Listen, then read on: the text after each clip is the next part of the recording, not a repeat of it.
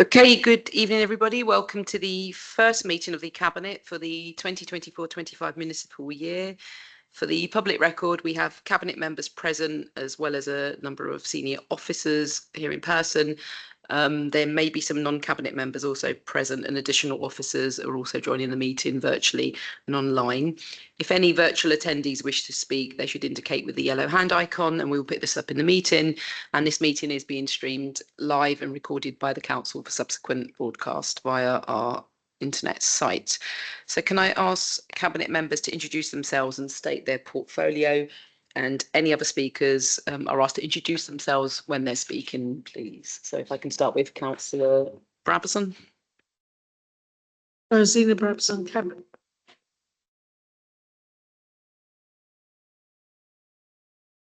Zena Brabazon, Cabinet Member, Children, Schools and Family.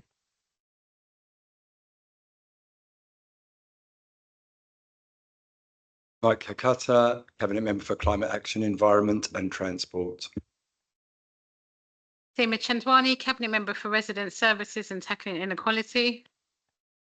Ajda Obat, Cabinet Member for Communities.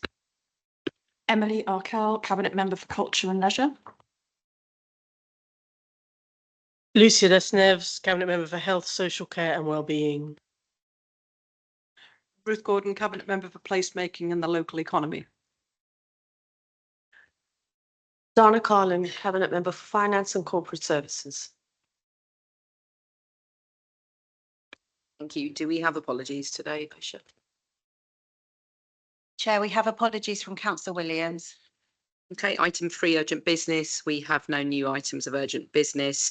Item 4, declarations of interest. Can colleagues please indicate if they have a declaration of interest to make? Councillor Gordon. I will wish to declare in accordance with Section A of the Member Code of Conduct, paragraph 4.1, I have a disclosable pecuniary interest in item 19 and will recuse myself from this item in accordance with paragraph 4.2 of the code. Thank you, Councillor Gordon. Anyone else? Okay, no other declarations. So item 5, which is the notice of intention to conduct business in private. There were no representations received at the agenda publication stage in relation to the exempt items on the agenda. We can turn to item 6, which are the minutes. Can we confirm and sign the minutes of the meeting held on the 12th of March 2024 as a correct record? Can we indicate agreement by just saying agreed? Thank you. Item 7, deputations, petitions and questions. There were no deputations, petitions or questions received. Item 8, matters referred to Cabinet by the Overview and Scrutiny Committee. There are no matters from scrutiny for this evening's meeting. So if I can go to item 9, which is the corporate delivery plan, which I'll be introducing. In terms of our corporate delivery plan, the current corporate delivery plan runs to the end of 2023 to 24 financial year, and a new corporate delivery plan here will describe the council's priorities and activities for the next 2 years.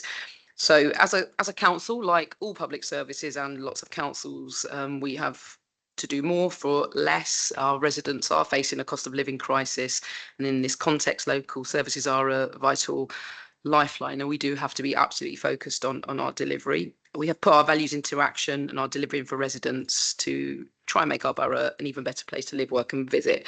So I'm just going to highlight a few areas where we've made good progress in the 2 years. So my colleagues and I have committed to our council listening to residents, and we are co-producing thorough engagements like Tottenham Voices and Wood Green Voices.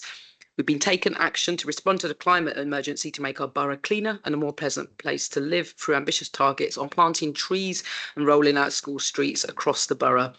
And we are committed to giving our children and young people the best start in life, and I'm extremely proud of the fact that our children's services were rated good recently, and our special education needs and disabilities services got the highest possible rating by Ofsted. So we were absolutely delighted with that.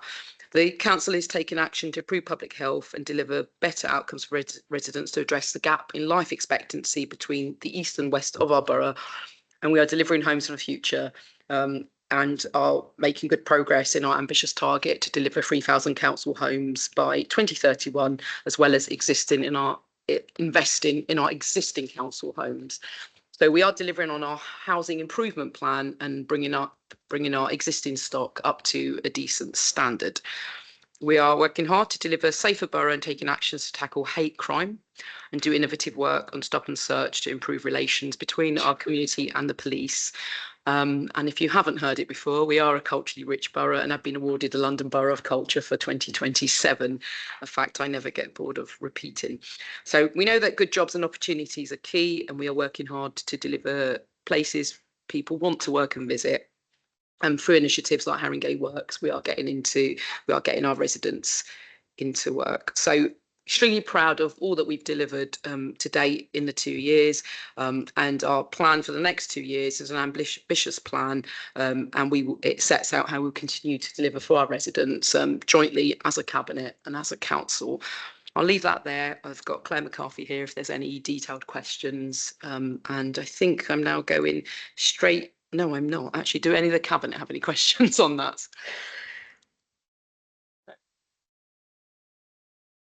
Okay, Councillor Emery. Thank you, Chair. Can everyone hear me okay? Can the committee hear me? Oh, There was a funny noise there, so I'm going to guess that's a no.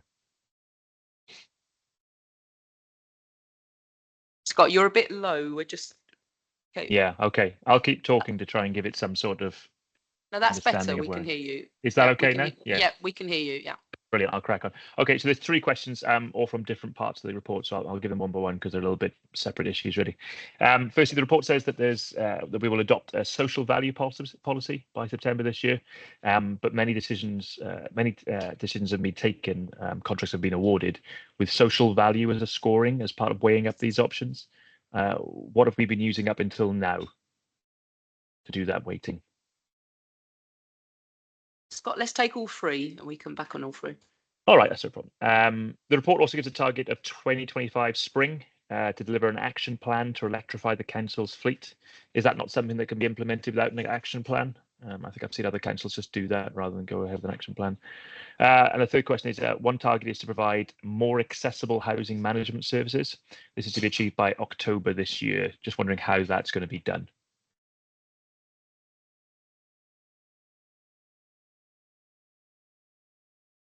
Your first question was on social value. The third one was on accessible housing. What was the second one? To deliver the electrifying of the council's fleet. So why do we need an action plan to do that? Why is that is that not just a one-step process? Okay. For the social value question, can somebody so Dana, do you want to pick that up, and someone from procurement?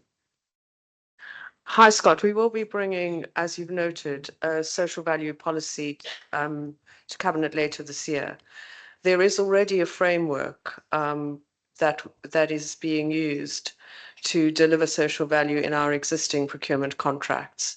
And what the policy will actually do is just to formalize that and to make it a little bit clearer for everybody to be able to look at. But in terms of procurement, there is already a framework, and our contracts are awarded against that framework, and our contractors are expected to provide social contract in our contracts. Thank you.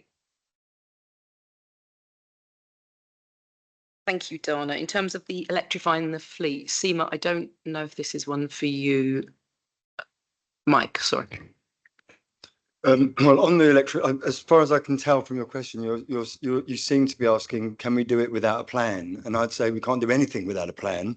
So you have to have a plan in place. And when we're talking about hundreds of vehicles across multiple service areas, so after bringing in housing services, we now have housing services. We have been electrifying all of our parks fleet. We've been talking about our next phase in terms of waste vehicles, but the reality is that's going to involve choices in the kind of power energy that those vehicles will use, and it might be different across different fleets, and also the infrastructure. If a lot of it is electrification, that infrastructure has to be put in, where it's going to be put in, how it's going to work, the logistics of that. So it's a huge job, and we are underway. So that process is underway, and like I say, we have begun by electrifying all of our parks fleet. Thank you, Mike. Accessible housing, David, in Councillor Williams' absent, do you want to pick this one up? Yeah, and I think you asked how we would go about bringing forward more accessible housing management policies. So we have a small housing policy team that's led by Hannah Adler, who's here tonight. And I think there's an example on the agenda of where we've updated our policies to respond to things like ombudsman guidance, guidance we've had from the housing regulator, but also crucially the work that we've done for our resident engagement panels, because we take all of the policies through those groups to make sure that, you know, we're reflecting their priorities, but also we're producing that guidance in a way that's kind of understandable and accessible. So we're doing a review of all of our housing management policies. And as I say, there is an example later on in the agenda. Can I come back on one thing, Chair? Go on then, I'm feeling generous. Just this one. Mike, we had this originally down to electrify the council's fleet back in the ultra low emission vehicle action plan back in 2018. I was just wondering why we didn't have an action plan set out then. I think it was just set out as we will electrify our fleet rather than we will come up with a plan. And obviously that was 5 years ago. Well, with the pledge comes a plan. So implicit in the pledge is that we will create a plan, and that plan was actually being followed, and we were in the process of electrifying all of our fleets. And in terms of the fleet that in 2018 we were pledging, we will have electrified all that fleet. But in the intervening years, we've brought in our housing services, which is hundreds of additional vehicles of different purposes. So we have now had to update that in order to incorporate that new volume of vehicles. Okay, thank you. So we will continue to keep you all updated on the corporate delivery plan, and there'll be quarterly updates, which I believe will go to the scrutiny committee. So these conversations can continue there as well. So if there's no more questions on that. No, okay. So can I ask everyone to agree the recommendation as set out on page 34? Are we all in agreement? Excellent, thank you. Okay, item 10, which is the 2024-25 finance update and provisional outturn. Can I ask Councillor Carlin, please, to introduce? Thank you, Lena. This is the outturn report for the financial year 23-24. And Haringey, like many other authorities, has seen an unsustainable rise in the cost of adult social care, children's social care, and temporary accommodation for our homeless households. And this is reflected very clearly in the outturn report before you today. The overspend in the 23-24 year is disappointing and needs to be addressed. We took significant measures within the 23-24 financial year to help mitigate rising costs, such as the deliberate reduction of our capital programme. But it is recognised that we need to replenish our reserves and deliver the wider savings plans that have been put forward. The budget process for 25-26 and the MTFS are already underway. Much of the budget pressure was consistently reported throughout the year, and our 24-25 budget planning sought to address this. However, this report now highlights an additional 5 million unforecast spend pressure, which is expected to continue into this financial year, mainly around the children's placement costs and temporary accommodation. In terms of children's placement costs, we know from various media articles that the sector has been heavily invested in by private equity, and the corresponding rise in the cost of children's placements is being seen across the sector, and all local authorities are having to deal with this. And temporary accommodation, likewise, in terms of London, we do not have the affordable housing that we need to house those families that become homeless in our borough. The national economic outlook looks to be stabilising, with inflation rates now close to 2%. But the lack of real growth in wages since the beginning of austerity more than 12 years ago is still likely to place pressure on residents' abilities to meet outgoings. and this could lead to higher levels of arrears. Although wages in Haringey now match the London average, there's still a larger number of residents who are on job seeker allowance and employment and support allowance. This is higher than the London average, and Haringey has the fourth largest proportion of residents earning below the London living wage of all London boroughs. These factors will continue to add financial challenges to our residents. In a more positive note, in the last year, we delivered over 77% of our agreed savings programme, which is positive. However, the agreed target for this year is £20 million. And in the face of the financial challenges outlined above, it's imperative that we all work together to ensure these are delivered as planned. Last year's capital programme for the General Fund and the HRA were both well underspent. In part, this is due to the conscious decision to avoid incurring high debt repayment costs by delaying spending, but we will continuously review the programme and look to reduce the spend, which will therefore improve our revenue budget. We face an extremely challenging year ahead, like other authorities, and we must all work to take the appropriate action to mitigate the budgetary pressures as far as possible, to ensure the savings programme is delivered, and to focus on careful and transparent financial planning for the next iteration of the MTFS, which is already underway. Thank you, Leader.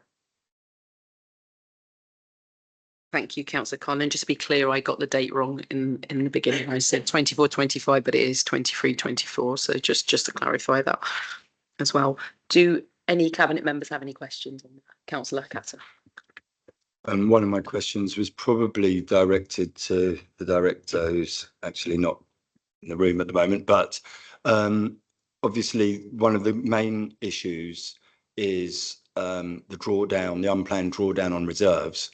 So, and I think we've now got levels at 52 million at the moment, which might sound like a lot, but when you've got, you know, hundreds of millions in bills, it's quite a frightening thing. So I just wanted to, so question one was, is there a plan to rebuild our reserves? And question two, which was sort of directed probably to Anne, but you might be able to ask, is obviously the biggest pressures are on adult social care and children's services. Does this, and the fact that this is year on year, would seem to reveal that this is a structural problem. And I know how hard the teams work in those areas, but if it is a structural problem, would you be able to name what that problem is? Thanks. Sorry, Donna, can I just say, sorry, just direct it. So we've got Josephine here, who's the Assistant Director for Finance, and Anne Graham's just stepped back in the room, but I think it's probably worth the Cabinet members responding, and then if you need to bring in the directors, you can.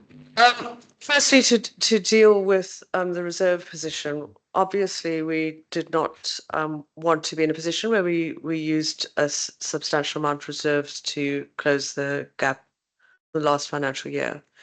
And the intention is from this year in the budget process that not only will we be looking to pass a balanced budget, but we will also be looking to improve our reserve position and to start replenishing those reserves and to put money back into the reserves. So that is part of the plan. In terms of the overspend in adults and children's and temporary accommodation, if you'll remember from the budget setting process for this financial year, 24-25, we knew from the beginning of the year that we were facing a substantial overspend in adult services, and the year before in children's services. So we have put considerable additional funding into adult services to cope with the overspend from the last financial year into this year's budget. In terms of children's, that was the increased cost of placements that came up. So although it is, which again carries through, and that will need to be, as is said in the paper, that overspend will need to be catered for within this year's financial financial budget. So we will be looking to close that gap. In terms of temporary accommodation, very difficult. And we know that this is something that all boroughs, especially London boroughs, are facing. And the service is working hard on measures to actually mitigate that. But these three items, adult social care, children's social care, and temporary accommodation, are basically the three items that all local authorities are struggling with, not just in London, across the across the country. And without sustainable funding, it makes it very, very difficult to continue. Thank you.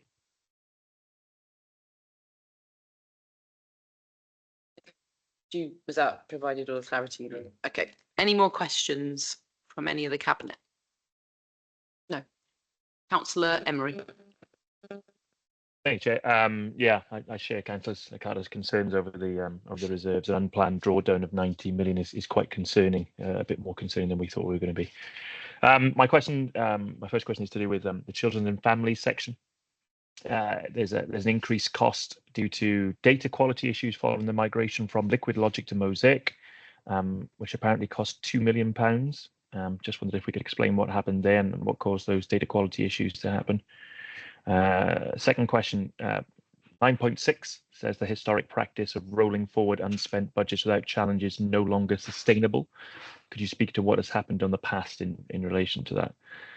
And then the last question, the prevention and early intervention section of Children's Services mentions that it was discovered that no accrual had been made for March 2023 expenditure in the 2022-2023 accounts. Are you concerned there may be similar errors elsewhere given the lack of audit we've had for several years?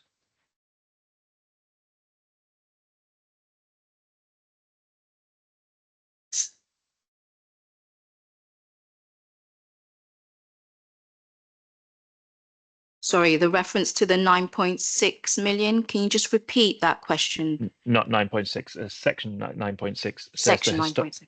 Says the historic practice of rolling forward unspent budgets without challenge is no longer sustainable. Just wanted to speak about what happened in the past.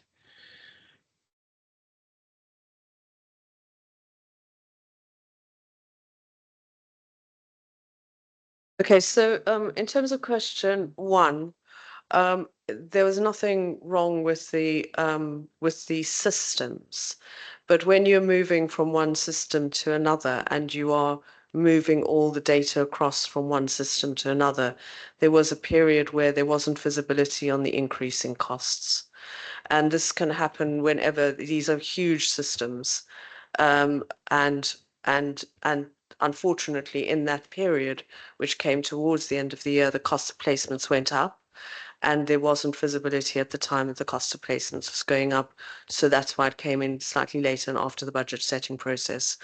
Obviously, it's a one-off because the system has moved over, and it's unfortunate, but that's what can happen when you're moving across very large data systems from one to the other.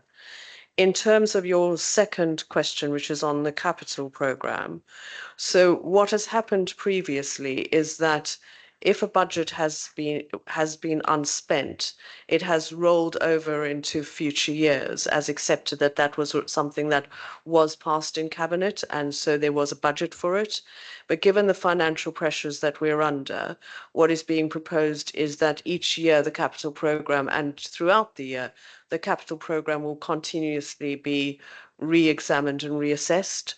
So although we may have agreed a certain spend to go into the capital program a year ago or 2 years ago, that doesn't automatically roll over now as just a spend. The entire capital program will be continuously re-looked at to make sure that it's fit for purpose and affordable. And if something that has rolled over is no longer affordable and no longer viable, we will no longer continue with it. And the final question, sorry, I didn't write it down. It's in regards to the accrual. In terms of children's services and just kind of providing assurance that wouldn't happen again. So part of the process with service working with finance was just to ensure that we had made all possible accruals, and it was part of a deep dive exercise. So we made that correction. It's not ideal. So we did have 13 months worth of spend occur in 1 year, but going forward, that will no longer be the issue as we have rectified it. And we will have external audit coming in to review all balances and transactions as per our outturn. Thanks. So if I can just come in on that. Obviously, the position that we're in, which is that we have not had our accounts externally audited for 3 years, is far from ideal. And it's really quite shocking that the previous government allowed the situation to continue. Local authorities don't have the ability or right to appoint external auditors. They're actually appointed for us by the government, and the auditor that was dealing with our books just basically did not audit us for 3 years, and they were appointed from by the government. This was not through lack of our officers trying very hard and raising it at senior levels the fact that we were not being audited. But we now do have external auditors in place who are auditing at the moment, and we were very relieved that they're with us. Thank you. Thank you. Okay, if there's no other questions, if we can move to the recommendation as set out on pages 101 to 102, are we all in agreement? Excellent. Okay, if we can move on to item 11, which is the workforce strategy. Over to you again, Councillor Carlin. Thank you, Leader. The workforce of every organisation is or should be its greatest strength. In Haringey, we need a committed and highly skilled workforce to deliver on our priorities and for our residents. This co-designed strategy has been developed to help us recruit and retain the best, contributing towards the delivery of our ambitious plans for the borough. The strategy is built around 4 key themes: delivering change, embedding inclusivity, learning and development, and getting the basics right. And under each theme, there are 2 signature actions, the delivery of which are outlined in Appendix 2. These actions are essential for the realization of the themes. We are committed to innovation in recruitment, retention, and remuneration, seeking employees who align with our values as well as who provide the necessary skills. Our workforce should reflect the diversity of our community and embody flexibility, adaptability, and resilience. We aim to offer competitive terms, robust learning and development opportunities, and a leading hybrid working environment. And in return, we expect strong commitment and high performance from our staff. This strategy is a collective effort. It's been worked on with our workforce and part of a larger transformation in Haringey's corporate culture. Leaders and managers across the organisation must take responsibility for its success and will be delivering workforce plans for each directorate. Thank you. Thank you, Councillor Carlin. Any questions from the Cabinet on this paper? No? Okay. Councillor Emery. Thank you, Chair. The strategy states that Haringey is significantly worse than the median council for agency staff spend. Do you have a clear idea of the reasons why we lag behind other councils? Second question, is there any particular directorate or work area which has particularly struggled with workforce recruitment or retainment? And lastly, can you give an example of where current training, which you say doesn't feel very Haringey, could be replaced with more bespoke training? What does that look like? What does that bespoke training look like in comparison to what we're currently doing?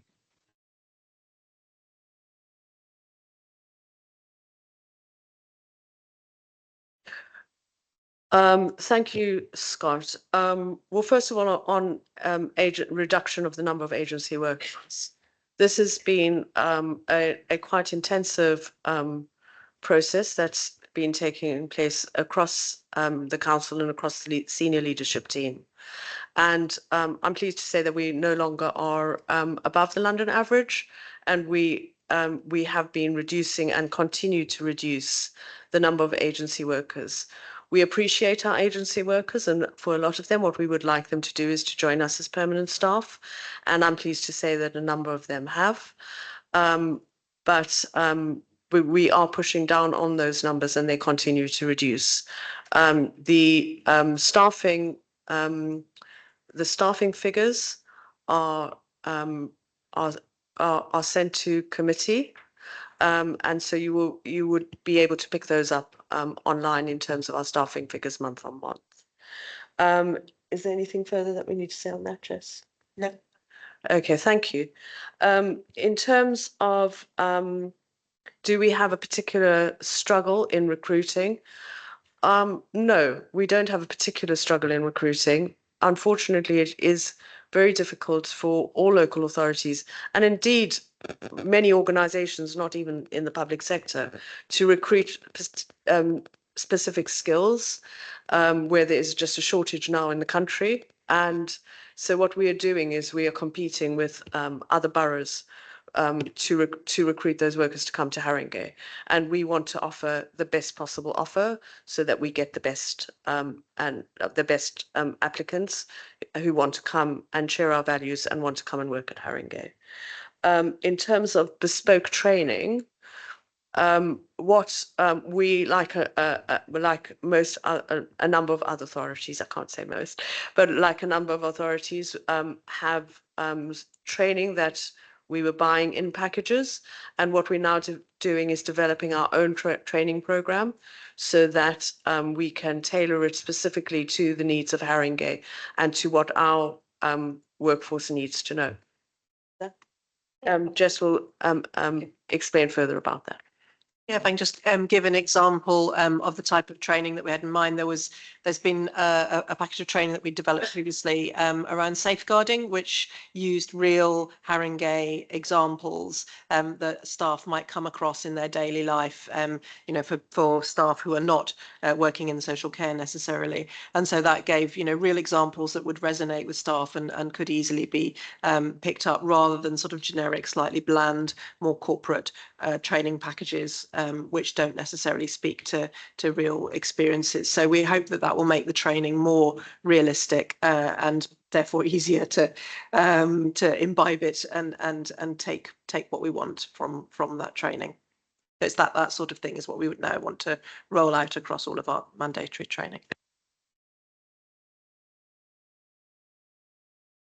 Thank you, Jess. So if there's no more questions, if we can move to the resolution, which is to agree recommendations as set out on page 146. Do we all agree? Agreed.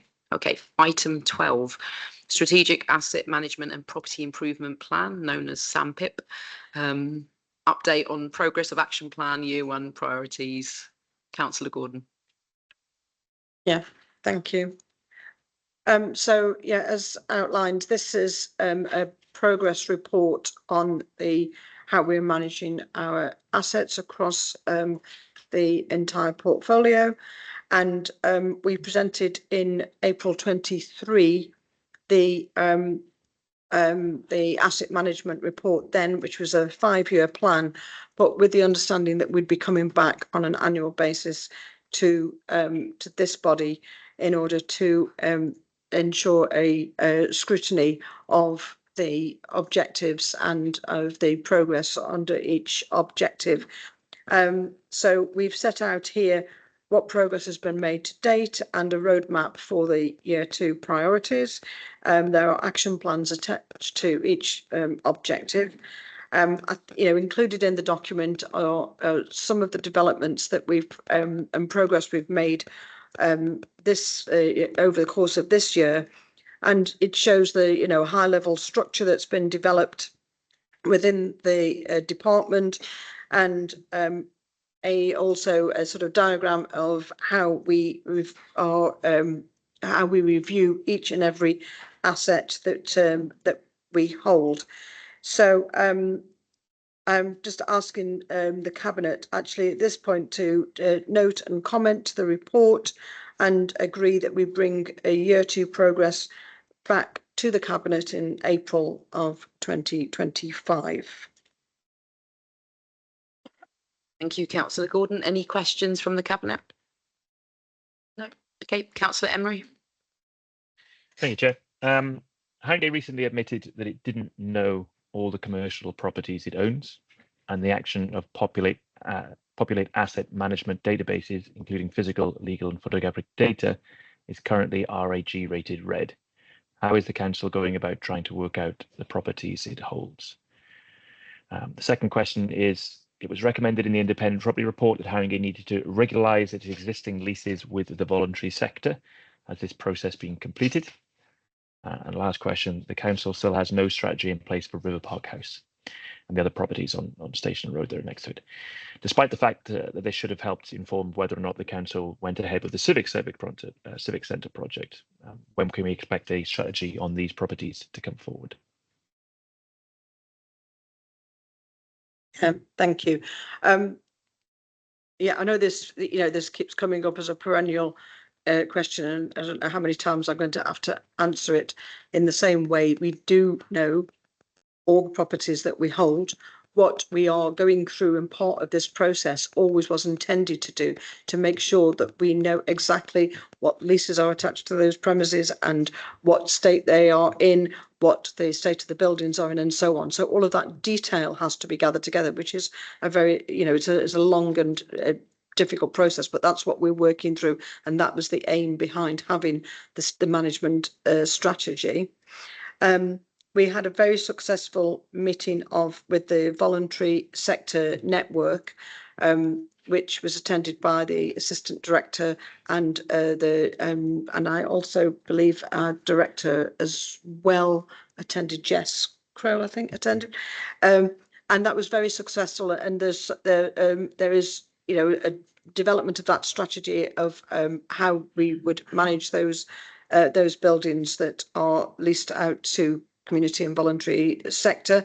And there was that meeting one of those meetings took place only a couple of weeks ago, and there will be further meetings with the wider sector to encompass those organisations that don't currently have any leases with the council but may want to in the future, so that we get a broad cross-section of opinion on that. So I think that is, we are developing that strategy with the help of the voluntary community sector itself. And we're expecting to be bringing forward proposals. That isn't just about River Park House, but of obviously Alex House as well. So all of that is part of the financial calculations on the civic centre, and that strategy is being developed and will be brought to cabinet in due course, so, and quite soon. I don't know if the director would like to add anything to that. I suppose just to say that the work around Station Road is already underway, and there are active plans, for instance, to occupy the building on Cumberland Road at the end of Station Road with local workspace and housing some of the existing businesses that are in there. And obviously the council is currently occupying 2 of the significant office buildings on Station Road, but we are looking at both meanwhile and long-term uses for those buildings as part of the work that Councillor Gordon's described. Thank you, David. Okay, there's no more questions. If we can move to agree the recommendations as set out on page 168. Do we all agree? Okay, item 13, parking strategy and policy charges review. Councillor Chamwani. Thank you, Leader. So over 250,000 people reside in Haringey, and that's more than the city of Aberdeen. Our amazing borough is home to a castle, a palace, and the best football stadium in the world. David's just left at that point as an Arsenal fan. We have thousands of businesses and tens of thousands of people work in Haringey. Our London plan illustrates more homes and business space will be built. Our population is growing in size and age, and we strive to ensure our older and disabled people live independent lives. Our diverse population brings an exciting and amazing wealth of cultural events. Parking plays a pivotal role in all of this, in enabling our ambition, but also combines the challenge of climate change. What you have in front of you today is our parking strategy that prepares us for parking in the future, and an action plan which can be seen in Appendix C. I'd like to thank all the residents and businesses in organisation who helped develop this strategy. Together, I feel we have set priorities whilst being fair to need, but we've also understood the need for parking, but also clear on the climate change challenge. I'm happy to take questions, but I also would like to thank Abdul, Simon, Anne and the team for their work. Thank you. Questions? Councillor Catter. Yeah, not really a question, just a comment, just to applaud SEMA and the parking team, because as you said in your introduction, parking has significant positive impacts on climate, on accessibility, road safety, air quality, and Haringey has scored as ranking as in the top 5, in fact, the top 4 London boroughs for progressive parking policies. Especially scoring high on climate, accessibility and inclusion. And only Camden, Hackney and Lambeth score slightly higher, but I think that's going to change in the next year. But just brilliant work from the team, really. Thank you. Thank you. Any more questions? No. Okay. Councillor Emery. I would like to second that call for Haringey having the best stadium in the world, just to have that on record. The first question is a technical one to do with EVs, but also to do with the money. Electric vehicles are currently on a lower charging tier due to trying to incentivise the take-up. However, as take-up increases, the council's incomes will fall and would almost certainly lead to a position in a few years where prices will have to go up, possibly quite substantially. What modelling has been done to plan for this eventuality? The other 2 questions are more to do with more parking questions. The choice to discontinue daily visitor permits seems a bit heavy-handed, given that the changes were based only on circumstantial evidence. What thought was given to how the system could be retained while cracking down on abuses as an alternative? And lastly, the earlier finance update corrected a projected 888,000 underspend to an 888,000 overspend. Do you expect anything in this strategy to fix the clear issues the council faces in this area in the last quarter? Councillor Emery, is it all right if you can repeat question 2? Because I don't know, we're getting mic disturbances here, but I couldn't understand that at all. Apologies, I'm having to look after my 2-month-old puppy, so I couldn't be there in person.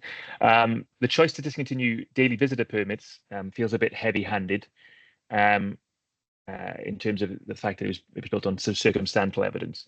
Was any thought given to how the system could be retained while cracking down on abuses as an alternative? Thank you, Councillor Emery. Myself and the Assistant Director think we've got your second question, but we apologise if we haven't. Just to go on your first question, so in the document I think it's Appendix A, actually it might be D, you will see that we've done a comparable borough comparison, and where we've looked at the EV charging prices to ensure that we are in line with our comparative boroughs, and that's one of the things that we're agreeing today is the new permit charges. I think there is still a need to incentivise people to move to EV, and cost of parking is one of the elements, but I don't think it's the main element. The main element is the fact that people don't know whether they're going to get charging spaces and whether there's going to be enough charging facilities, which is why my colleague Councillor Carter is working really hard to increase that across the borough. I'm going to shift to question 3, just in case I get question 2 wrong. We've made substantial amount of investment in parking, especially around our parking IT. And I think if we're going to make the transformation and the investment that we are hoping to make, then we're going to have to put in some money before we start to see the fruits of that labour of the money coming out. So just to be clear, one of the ambitions that we have in this strategy, and that we've had as a strategy for a while, is to make sure that the cost of running parking does not cost the council any money. So we want to have full cost recovery. The biggest aim, the biggest spend of running a parking service is actually processing all of the permits and all of the fines. And the fact that we've transformed that and automated that through our system, it has kind of taken a lot of that weight and spend off. But in order to get there, we've had to spend in order to make that work and be possible. I think the second question was about visitor permits. Is that right? For businesses? Daily visitor permits. No, I don't think that's businesses. That's daily Not visitor permits. For, For businesses visiting, for visiting CPZs. Okay, so in the action plan, which is in Appendix C, one of the things that we've heard from our businesses is that if they don't have a pay by phone or a Ringo near their business, i.e. in my ward on Phillip Lane, it's quite a residential street, but there is a Medivet there. And so there is nowhere to park. So we are going to introduce visitor permits for businesses in residential streets. I think what you're asking for about is the fact that we've capped the amount of visitor permits at any one time. Is that what you're asking? Sorry. It's more that the change in this system feels like there's not much need for this. So just whether there's a need to keep the old system. Did we ever, discontinuing visitor permits means a lot of problems coming in terms of the resident situation. So the fact that we've abolished it means you don't have to buy hourly passes. Okay, now I get it. Okay. Sorry, now we finally got there. The penny has dropped. Right. So I think what you're asking about is the fact that we are abolishing daily visitor permits. So just so everyone is really clear, visitor permits are here and they're here to stay. What we looked at was the fact that if you were to buy a daily visitor permit, then you are paying £4 for the whole day. If you were to park by the hour, it's roughly about £1 something per an hour. So really, we were incentivizing people to stay and park their car for the whole day for £4 or park per an hour for roughly about 3.5 hours if they paid per an hour. What we heard from residents and businesses is that people parking all day didn't allow people to kind of use those spaces fully. And what we did hear is that people were parking their vehicles, then going off to work in the city and then coming back and using it as quite a cheap car park space. So this is a lot about us putting value on the land that we have for parking and how much is that worth. And if I was going to park for 3 hours and had to pay £4, but I can then also park for 8 hours and pay £4, it doesn't make any sense. So I think the hourly rate is the fairest way to go forward. And that way it allows that kind of turnaround and churn to allow everyone to use those spaces, especially around businesses where people don't want you to park all day and then go off to work and come back, that actually people can come park outside your house. So I do think that there is a fairness in actually there is a current unfairness that this is correcting to make more fair, if that answers the question properly. And apologies that we couldn't hear the question the first and second and third time. Thank you. Thank you, Councillor Chimwani. Okay, if we can move to the resolution, which is to agree the recommendations as set out on page 240. Do we all agree? Agreed? Okay. Item 14, proposed extension to the highway maintenance and minor works contract. Over to you again, Councillor Chimwani. Thank you, Leader. So the council has various statutory obligations to maintain our public highways. This includes pavement, roads, street lighting and drains. Our current contract with Marlborough ends in June 2025. This paper seeks to extend the current contract from June 2025 to June 2027 for 2 years. In section 10, you can see the finances broken down and explained, and in section 7, you can see the current performance of the current contractor. It's pretty straightforward, so I'll leave my comments there and I'm happy to take questions. Questions? No? Okay, Councillor Emery. Just the one. In the alternative options considered, insourcing is referred to as not viable in any form given the current economic climate. Can you give us any indication of what the additional costs would have been to insource the service compared with staying with the current external provider? Thank you, Councillor Emery. So a few years ago, we done a really extensive look into whether highway services could be insourced. There is not one London borough that actually has insourced their highway service. And the main reason for that is, well, there's several reasons for that. One of them is around the street lighting. It needs very specific skill set, and the street lights don't really break well enough to have a team that's working for you as a council. As an, if you employed a street lighting engineer, he'd probably be used about 3 or 4 times a year, and then but we'll have to recruit them for the whole year. So there are different economies of scale. We also will have to have all of the plant and all of the equipment, and we'll have to maintain all of that plant and equipment, and we'll also need to make sure that all of our staff stick to a certain level of qualification. So it is a very expensive option and not one that London councils operate.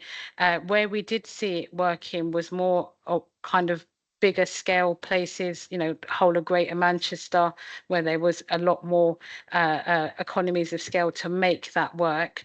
But even then, they weren't out insourcing the whole array of drainage, street lighting, etc., for the same reasons of the skills, the plants, etc. So in answer to your question directly, I think this is referring to the fact that nothing has changed since we've done that insourcing modelling back in 2020. So I can't tell you how much extra it will cost because it was non-viable and we didn't go down the route of even getting to a stage of understanding the kind of intricacies of how much it would cost because it was just non-viable. So I hope that answers your question. Thank you. So if we move to resolution, which is to agree the recommendations as set out on page 328, do we all agree? Agreed. Thank you very much. Okay, item 15, which is Building Safety Strategy 24 to 2028, Haringey Council housing stock. In Councillor Williams' absence, I'm going to attempt to introduce this, but officers are on hand for any questions that we may have. So fairer housing is a priority for us and a huge commitment for us as a council, and that does mean building new great quality council homes and renovating the ones we have to make them safe, warm and sustainable. For us, nothing is more important than protecting our residents from fire or structural risks, and we have put in place a proactive housing improvement plan for Haringey's council homes, which is a joined up programme to tackle repairs, fireproofing, insulation, security and other renovations. So as part of this, we've developed this building safety strategy, a plan that does go beyond what councils are required to do by the government. And as part of this, we've collaborated with local residents to write this strategy and made resident involvement in future decisions an absolute core objective of it. So this is a 5-year plan that focuses on high risk and high rise buildings. And we are clear that to deliver and maintain improvements to our homes, we need better information systems and consistent funding in the future. And we do need to build and develop our workforce too. So just in conclusion on this, we want a first class housing service in Haringey, and we are making the changes required to get there. In terms of this report, the recommendations are that the Cabinet adopt the building safety strategy, which is at Appendix 1, setting out the council's vision and strategic approach to safety in high rise, high risk buildings for the period July 2024 to December 2028, and that we delegate authority to the Director of Placemaking and Housing following consultation with the lead member for housing services, private renters and planning to amend the building safety strategy in order to address future changes brought in through legislation or guidance. So I'll leave that there. Does any Cabinet members have any questions on this? No. Okay, Councillor Emery. Thank you, Chair. I believe the national government timescales for responding to damp and mould is 14 days. It's mentioned in the policy that vulnerable households should be prioritised. I was just wondering if we had an internal target for what these vulnerable households would be seen to, and also are we actually currently meeting the 14-day target in all instances? Second question, a small one. If a tenant requires minor adaptations in their home, what time frame can they expect the works to be carried out within? And then lastly is to do with concern cards. Just wondering if councillors are going to be trained in the use of these, and should there be provisions for councillors to receive a general safeguarding training similar to that's received by staff?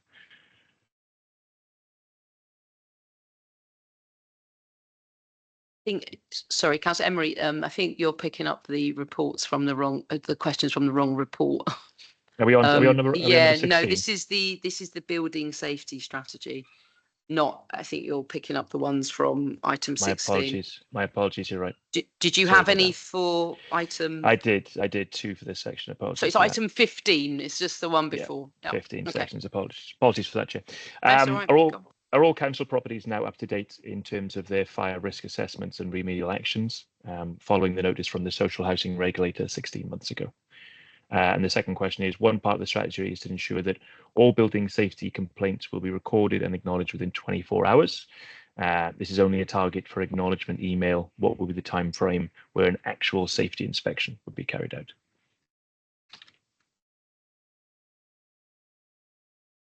I'll pass on some of it to Jahed, but we are completely up to date with carrying out fire risk assessments, save for 1 or 2 properties, I think at the last count, where we didn't manage to have access, and we're going through the appropriate processes to resolve that and gain access. So we've carried out the fire risk assessments, and we're broadly up to date on those.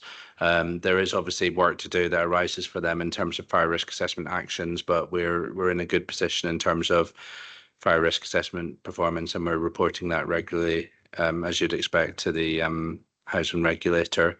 But I think I'll pass over to Jahed for the other parts of the question.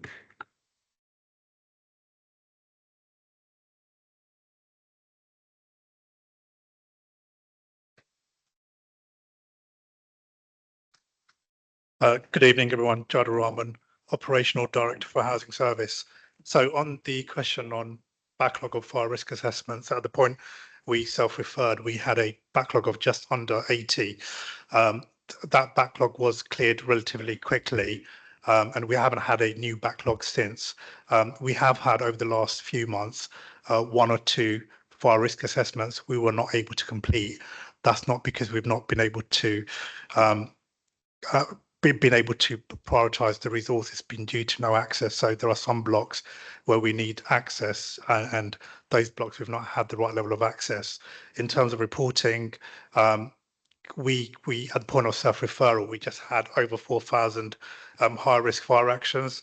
That's reduced to around 1,300. So over the last 12 months, we're making good progress and continue to do so. On the second question, Councillor Emery, would you mind just repeating that? Yeah, so it's to do with the one part of the strategy suggesting that all building safety complaints will be recorded and acknowledged within 24 hours. So obviously this is just an acknowledgement email. What would the time frame for an actual inspection to occur?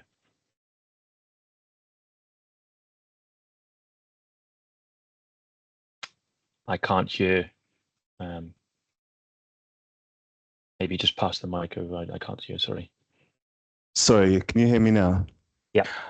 Right, so I would imagine that would be very quickly. The timescales are 10 immediately to acknowledge inquiries of that nature. We would want to do an inspection very soon after that.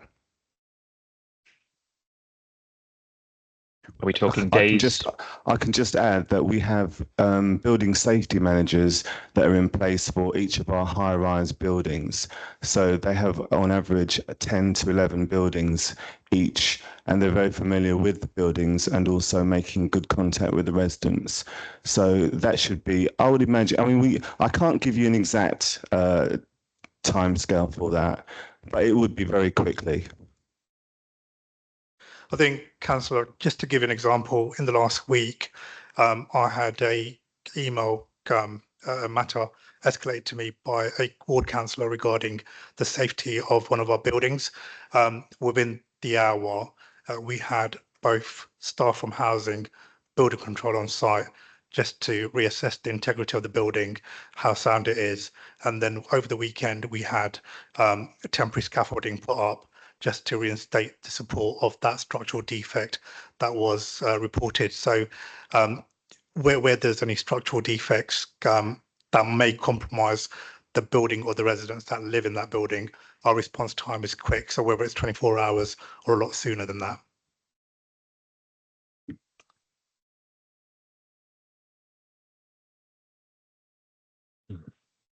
Okay, so if there's no more questions, if we can move to the resolution, which is to agree the recommendations as set out at page 356. Do we all agree?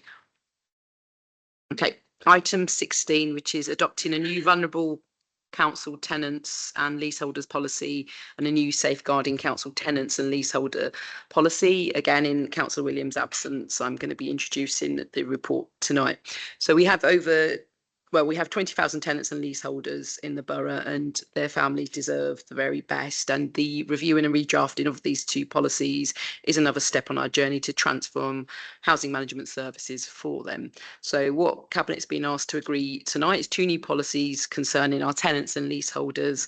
Number one, the vulnerable tenants and leaseholders policy, and two, the safeguarding adults and children's policy.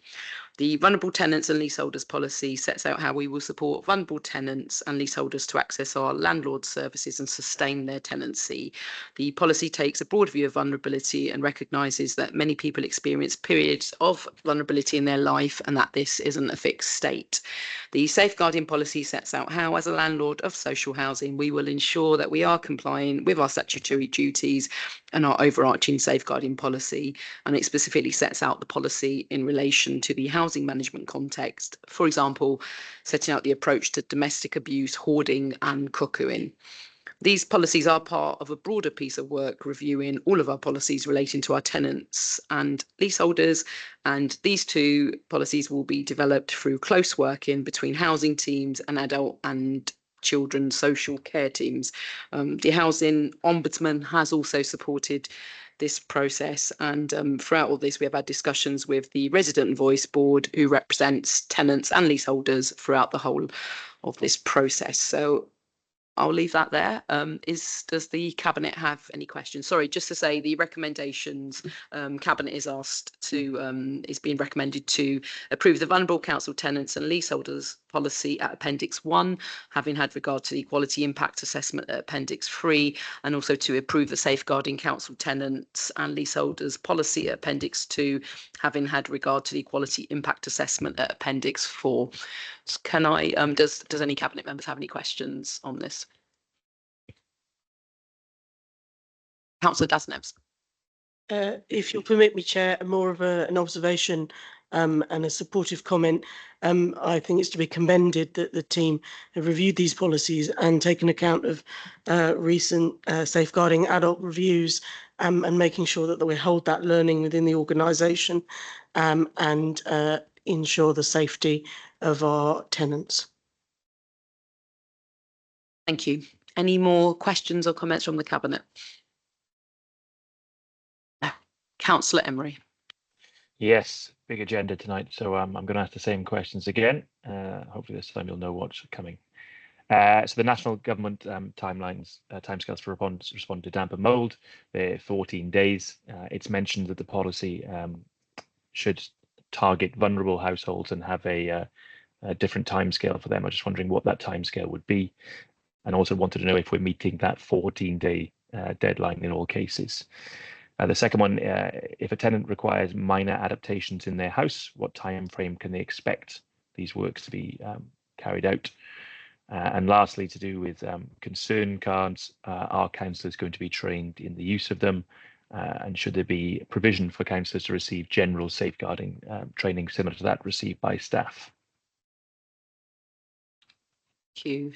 Jahid, are you going to? If I take your question on concerns card first, so at the moment you're right, councillors are not trained on using concern cards. Concern cards are all at the moment available to staff and contractors, and their use is also prompted by our IT devices that we use. So depending on the team in which they work, staff will pass the information to a manager as a ready way to identify any concerns about vulnerability or safeguarding. So there are procedures setting out details which is being put in place. I think in terms of the policy document, it doesn't really define the time frame, and that's not the point of the policy. The procedure that will follow will.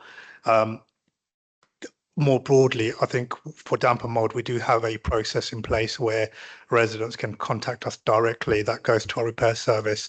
It doesn't go through to the contact centre. We had a damp and mold policy that went to Cabinet last year, and that outlines what the process is for damp and mold. For category 1, it clearly it explains the need to do a temporary decant where there's an immediate threat to families living in the household whilst we do remedial works, but that will only be a temporary decant and families will then move back into the property. So that is where we prioritise our resource for category 1. For category 2 damp and mould, families will still be expected to live in the property, and the timelines to get the remedial works are longer. So we've got a certain amount of time and resource, and that is based on the type of damp and mould referral that we have.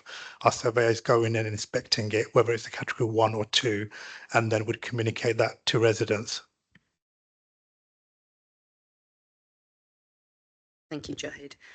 Okay, if there's no more questions, we can move to the resolution. But just say thank you to David, Jahid, Hannah, and all of the team for their work on this. So if we can move to the resolution, which is to agree the recommendations as set out on page 382. Do we all agree? Agreed. Thank you very much. Okay, item 17, which is the Haringey resident feedback policy. Councillor Chamwani. Thank you, Leader. So for those of you that don't know, the government have established 2 new complaint codes, and the aim of this is to standardise complaints against local authorities and housing providers. The paper that you have in front of you is to revise our current feedback policy to ensure that we adopt the changes. Full background of this is in section 6 of the paper. The revised policy is in appendix 1 of the report. I'll leave my comments there, but before I take questions, I'd like to thank Elaine and Claire for getting us to this stage. Thank you. Questions from the Cabinet? No. Councillor Emery.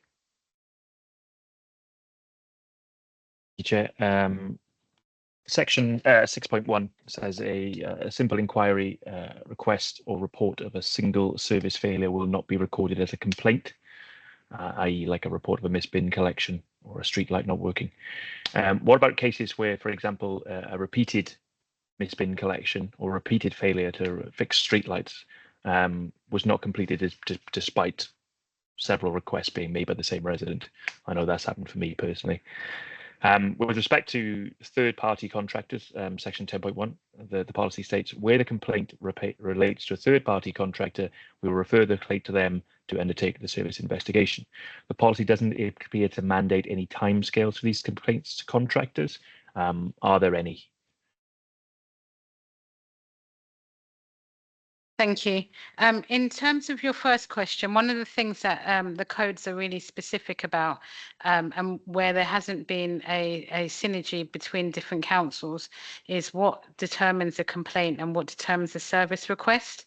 And if somebody is calling to say that a service has not taken place as they expected, i.e. their bin hasn't been collected, then we will, what they want is they want their bin collected. So they're requesting their service. So our action then is not to see that as a complaint, but actually to put their service, request that their service is undertaken. If we had a situation where we're constantly not picking up the bin from this said property, so it is a repeat thing, then there is obviously something going wrong that is, and the person will say that, they will say, my bin every week is not being picked up, or this is the 5th time that I've had to phone up. And that is when we treat it as a complaint. And that is when the whole process will start. In section 10.1, I think it's really important to understand that these codes are written both for local authority and housing providers, and housing providers have different setups. Residential, social landlords, etc., have different setups. So there are different contractual arrangements with how complaints are dealt with, depending on how each of those services, including council services, are contracted out in the first place. So to give you an example, in Haringey, our current contract of our waste provider does give them the opportunity first to make good the complaint. And so therefore, if we circumvent that by treating it as a complaint, then we have circumvented their contractual obligation to fix it. So 10.1 talks about may go allow the third party to resolve it because it's in their contract to resolve complaints in the first instance. So that's why that's there. It's really difficult to write a complaint policy that has so many different facets to it, because some of the stuff that I've not covered in here is adult social care complaints and children's complaints, because they have a totally different avenue. But we have tried to make this work, and Claire and Elaine have been working with all of the directorates and all the departments to make sure that this fits in with that, as well as the two government codes. What I will say, Scott, is Councillor Emery, what I will say is every borough is adopting this, or has already adopted this, or is going to be doing this by the winter. It's a learning process. We're going to have a case that we're not still quite sure if it's a service request or a complaint. We're still not quite sure if it's third party or not. And every borough is going to be facing that same kind of just trying to get clarity and be going back to the codes and just getting clarity about the codes. So I hope that answers your questions. Yeah, thank you.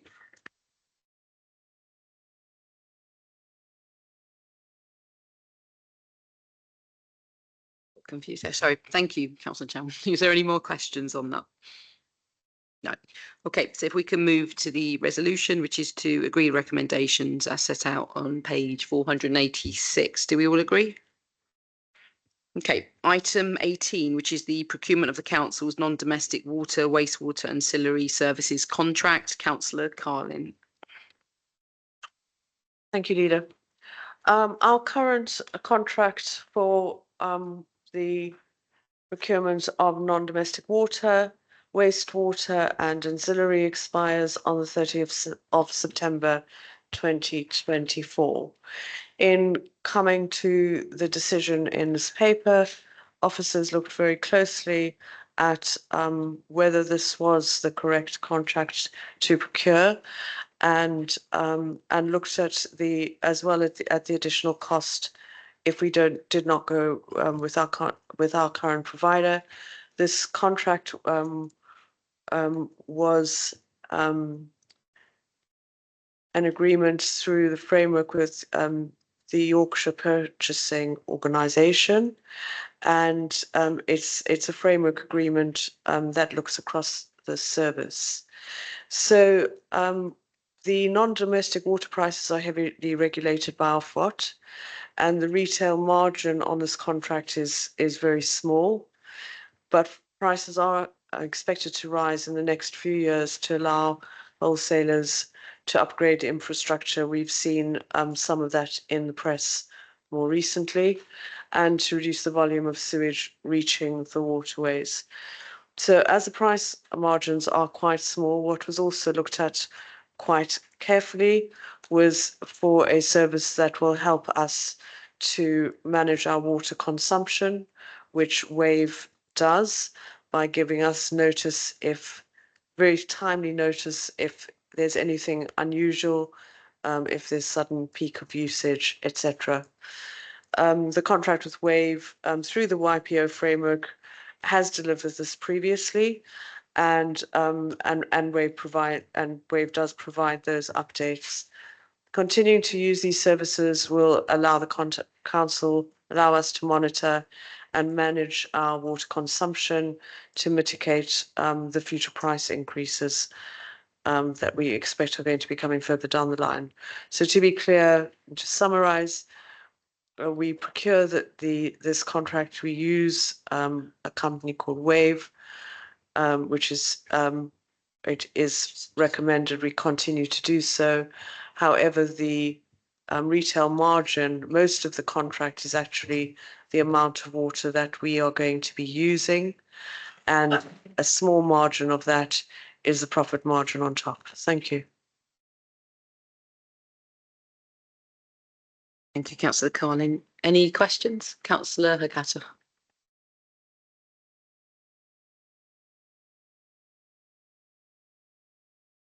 Sorry, sustainability questions, you could say. So you hinted at it a little bit in terms of what you said, but I just wondered how the new contract will incentivise and support water efficiency, and related to that, what tools and support does Wave provide to help the council monitor and manage water consumption? And I know that it's not necessarily directly a finance question, so again, it might be to the officers in energy.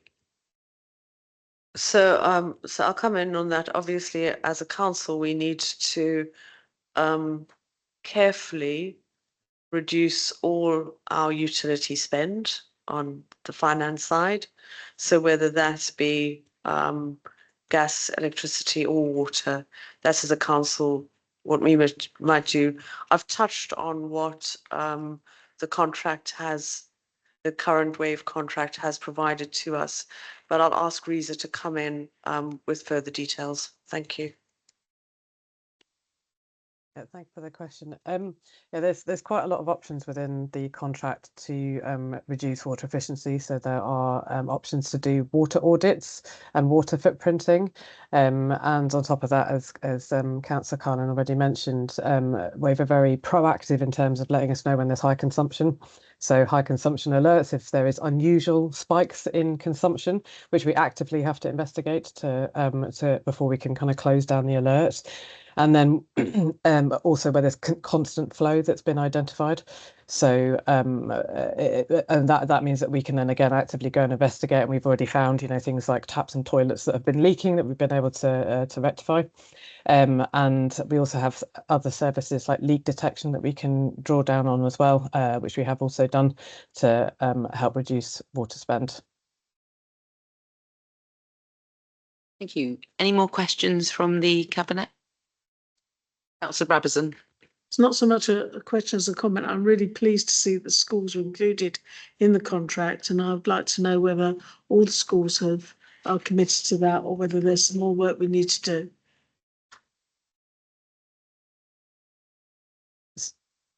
Sorry, if I could ask either Reza or Joe to answer that. Thank you. Of course. Yes, we did invite all schools a couple of iterations of contracts previously, and we've had, I think it's around 30 or so % of the schools have joined. We will be re-inviting the schools to join the contract, and of course also inviting all schools that aren't on the contract also to join as well.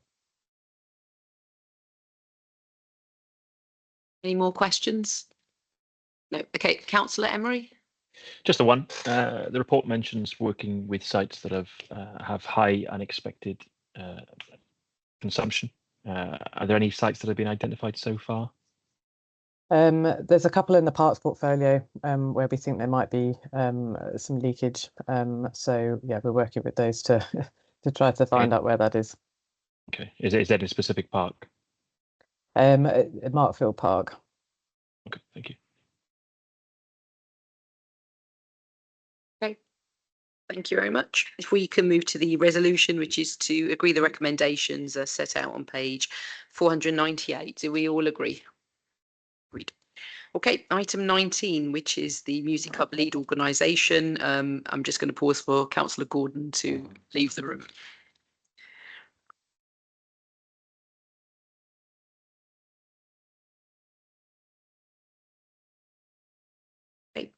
Thank you, Chair. I'm really pleased to be introducing this report. It's a really, really positive development for the borough. I think we can all agree that Haringey Music Service is one of the most wonderful services that we provide in the borough, and has brought great enjoyment to hundreds, thousands of children and their families over many generations. Because of this high standard and because of the reputation, the music service, it was agreed amongst the 5 boroughs that our music service would lead the new music hub, which is a new arrangement being set up by Arts Council England for the delivery of music education. So the new organisation will be the North London Music Hub, and this will be led by Haringey. We will hold the budget on behalf of the 5 boroughs. There's not really much more to say, except it's a more collaborative approach to music education, requiring the 5 boroughs to work together in this reconfigured music landscape.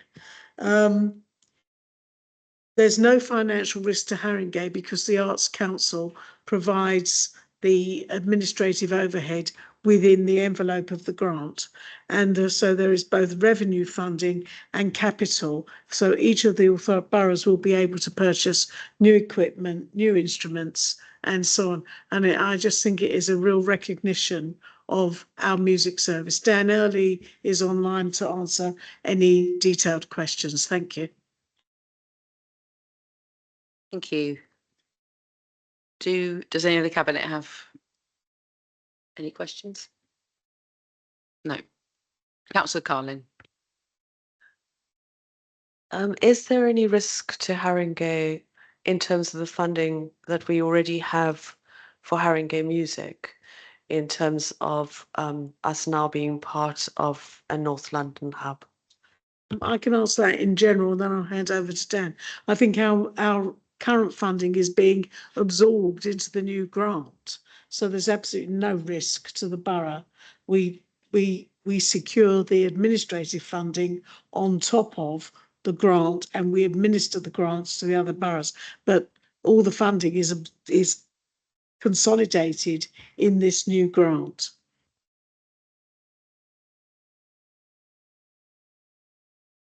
Nodding, I think that's right. Yeah, good evening all. Hi, Dan Early, Head of Haringey Music Service, and apologies for not being with you in person. We're just on an event up at Alexandra Palace. That's correct, Councillor. And thank you for your kind words. The music, it's all absorbed in the big number. Thank you, Daniel. Okay, is there any more questions from the cabinet? Councillor Hakata.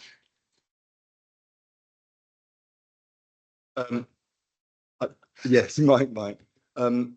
There was a resident in my ward who had a long relationship with the previous music service. So I was sort of quite engaged in discussions about that as we sort of broke that down. And one of the questions that obviously was most important was the provision of quality music provision for especially residents in the east, for children in the east of the borough. And obviously we're now going to kind of be, maybe this is the wrong word, subsumed into a hub, but there might be disparities between now, where we've got disparities in our own borough, there are going to be disparities between boroughs. I mean, between boroughs. Are there sort of safeguards in place that mean that we can be guaranteed of that quality provision, especially in the east? I'm going to hand over to Dan to answer that. I'm sure the answer is yes. Thank you, Councillor. The steering document that guides us is the National Plan for Music Education, and that mentions areas of cold spots within the larger geography, that it will be very much as all consortium members will work together to make sure there are no cold spots. We'll be able to share expertise across the geography. So, for example, if we didn't have a particular area of need, we would be able to use our consortium partners to make sure that area of need was addressed. Also, as part of the funding, Arts Council have said there'll be external quality assurance within the first year, on top of already the very vigorous work that we do in-house.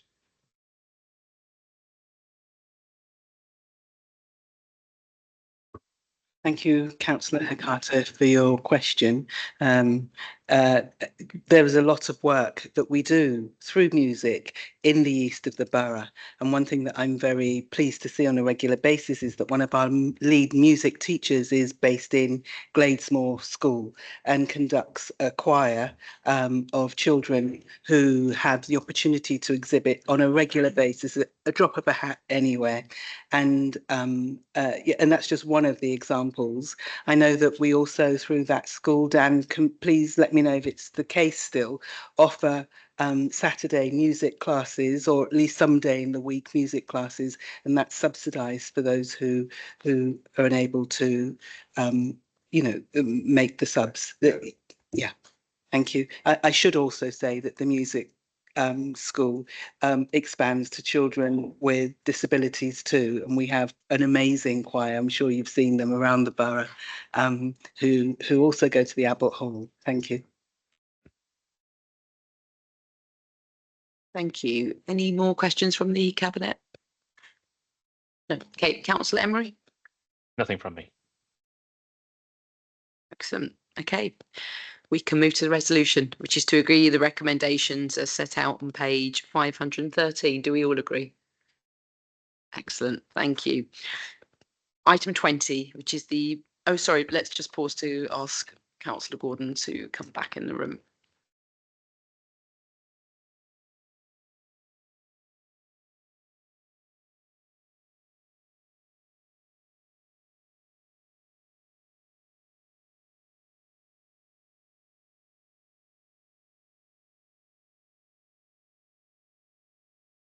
Thank you. So if we can move on to item 20, which is the modification of the parking management IT system contract.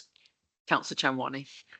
Thank you, Leader. So a few years ago, we took the ambitious steps to automise and transform our parking permit and enforcement systems. Since then, our parking IT systems has also been used to process LTN and school streets and the diesel surcharge. As such, our spend on the parking IT contracts needs a financial value extension. This is to ensure that we are in line with our financial procurement rules and that we don't overspend based on what we're given permission to spend. I would like to take this cheeky opportunity to thank Abdul, Simon, Anne and the customer service team for getting us through this transformation. Although it's not related to this cabinet decision, transformation isn't easy and it wasn't easy, but I think we've got there. Thank you, Councillor Chanwani. Any questions from the Cabinet? Councillor Emery. Thank you, Chair. Has the number of PCNs given out reduced for each school street / NTL after implementation, or are they remaining at a fairly similar level to at the start? Second question, one of the biggest frustrations residents have with PCNs is the lack of communication. I know I've dealt with residents who really struggle with this as well, and the ability to speak to the council directly on this matter. And I know that it's a separate system, it's all separated, but is there anything the council has done to try and improve this experience for residents who've been, you know, caught out at short notice at the start of an LTN or a school street? And the last one, PCNs are currently managed from Sheffield. This is the postal address for any objections, which causes a lot of confusion and complaints for residents, including no receipt of written objections when sent to Sheffield addresses. Is this linked to the Taranto contract, and will this practice remain as we go on? Thank you, Councillor Emery. So each school streets has a different level of compliance. Obviously, as if it's in a road like mine, because I live on a school street, then it's actually a road that's used quite a lot by different people, so it's not got that same regular use. But if it's a road that's quite kind of remote and really, you know, residential, and it's only for those people that live in around there, I think people that it doesn't attract as many visitors, and therefore people are less likely to get a PCN.